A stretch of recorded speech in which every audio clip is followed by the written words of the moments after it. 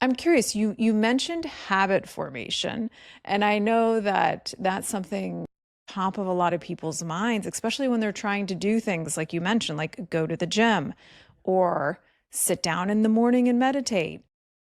This is why that habit formation can feel like it's so much more challenging than it should be. But that's because we're literally rewiring the subconscious mind and those already ingrained neural pathways. So I wonder if there's anything else you could share with us about the habit formation part of it. Well, to really kind of to simplify, I like to simplify things. I like to I kind of love it. distill things down.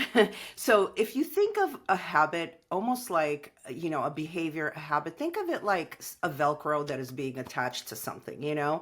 And those are the neural pathways. Those are those neural pathways that connect and because they're so ingrained already that we don't even think about it. We don't think of how to tie our shoes, how to brush our teeth. We just do it.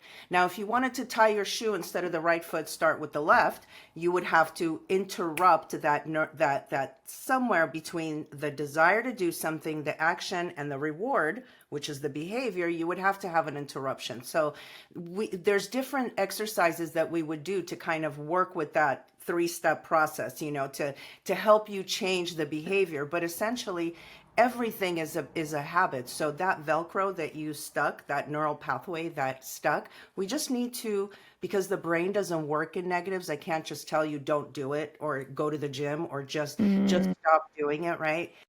I have to give you a replacement behavior. The brain works really well with replacements. So the minute I tell you don't sit on the couch and eat cookies, but instead sit on the couch and twiddle your thumbs. You know what I mean? And as an yeah. example, the brain is like, oh, okay, initially it's going to be a difficult thing to do. But those neural pathways, once they wire together, once they fire together, they're going to wire together. So the more that Hmm. you fire them together, the more you repeat that behavior, the more they're going to rewire. And then it becomes a habit. Then it's a new behavior, a new habit formed. So it's really about identifying because our all of our behavior works on a reward on a like that negative and positive, right? So if we're always attracted towards any kind of a reward system, if a system, if I can call it that, but any kind of anything, any pleasure we're attracted to, obviously, and then Mm. anything that is potentially negative we're